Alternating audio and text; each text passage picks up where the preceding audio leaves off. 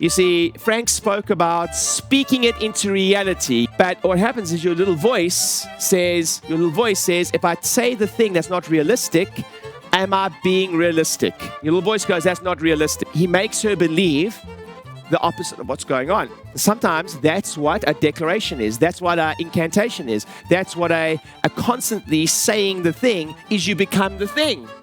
You become the thing. Because you say it enough, you start to believe it, but he just fast-tracked it.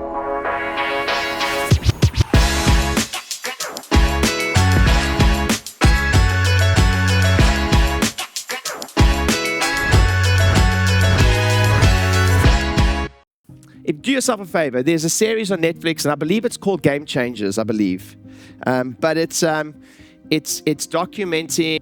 It goes through. It documents some of the top coaches on the planet, and there's a whole bunch of series, and I'm addicted to it. You can ask my wife. I can't. I just want more. I want more. Like, how many of you can tell that I like doing this thing that I'm doing up here? How many can tell? I enjoy it, right? Like, for me, when I'm here, time stands still. Like, I look at the clock and go, where's the time gone? You understand? Like, I am exhausted when I finish a 2-day event, but I'm so fulfilled. So I'm just addicted to that show because it gives the whole insight of these top coaches and how they have to get the best out of people. That's why I love it. What do they have to do to get the best out of people? I'll give you 2 examples. Jose Mourinho's got one, and he's one of the most eccentric people you'll ever meet, you know. And he says, they ask him in the interview, they go, how do you coach someone like Ronaldo? And like, he's quite like arrogant, you know. And he goes, coach Ronaldo? You don't coach Ronaldo. You coach Ronaldo on how to play on your team. You don't make Ronaldo better. You just get out the way. Just coach him how to play on your team. You don't coach Ronaldo. And there's one line that's worth writing down. And for your team members, by the way. Sometimes it's just getting out the way and putting them in their genius zone. And one more thing I'll tell you, and probably the most helpful one for some of you, or it was very helpful for me because it was probably one of the only coaches on there that was a one-on-one coach. And it was Serena Williams' coach. It was brilliant.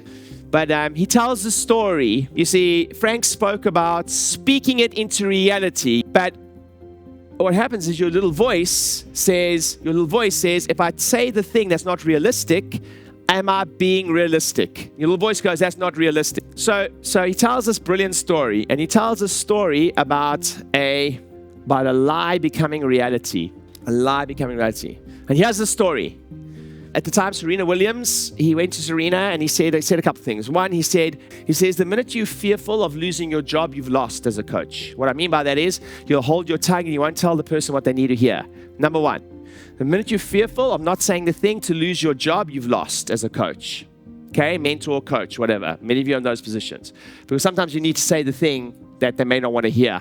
The next thing he said was, Serena Williams at this tournament, and her stats, every time she goes to the net, so Serena Williams' whole game, he goes to the whole thing, is based on big serve, poor return, and she's at the neck, and she's ready to smash it. And so for her, she goes to the net, and every time she's at the net, basically, I think she's got like something like a 20 or 30% completion rate, whereas like most people will be like 80% from a poor return to finish the job. She's like sitting at 20%, and she's losing tournament after tournament after tournament. He makes her believe the opposite of what's going on. Sometimes that's what a declaration is. That's what an incantation is. That's what a constantly saying the thing is. You become the thing. You become the thing. Because you say it enough, you start to believe it. But he just fast-tracked it. So he goes to Serena. and the practice before one of her games. Now, she's played about 3 or 4 games in the tournament, and she has won them. But he says to the camera, she's playing terribly. But he goes to her and he says the only way she's going to win this tournament is if she cleans up that stat. And he goes to her and he goes, hey, I just want to tell you, do you know that every time you go to the net, you win, eh? Serena looks at him and goes, I thought I was terrible at the net. And he looks at a piece of paper. It's blank. He goes, well, it's not what the stats tell me. And she goes, really? He's like, yeah, like, I'm just looking at last, like, every time you go 72%, 37%, you went from 37, 72% win rate, 72% when you go to the net. So I'll just start doing that more. And guess what happened? She believed it. She believed the lie. And guess what happened? She started winning at the net. So sometimes, just so you guys fully understand, is you think it's silly to write down the goal. You think it's silly to write down the incantation. You think it's silly to say, I am doing this. I am this. I am going to become this. I am great at this. But the thing is, sometimes for you, it feels like a lie. That's what happens. You feel like, oh, well, I'm not really, doesn't feel right. But the truth is, the thing that you say becomes the truth. But you either have to hear it first or say it first. Most of the times, people aren't going to come up to you and go, I say this to people all the time. I say it to you guys all the time. You're not as good as you think you are much better. Because the truth of the matter is, it's just thinking that you're better that makes you better. Powerful story. There's a lot of analogy there. The lie, for instance, you just lied to her. You said, I lied to her. I told her what you need to hear. And it became a reality because she believed it. Because it was fact. It's fact. He just told her, well, that's not what your stats tell you.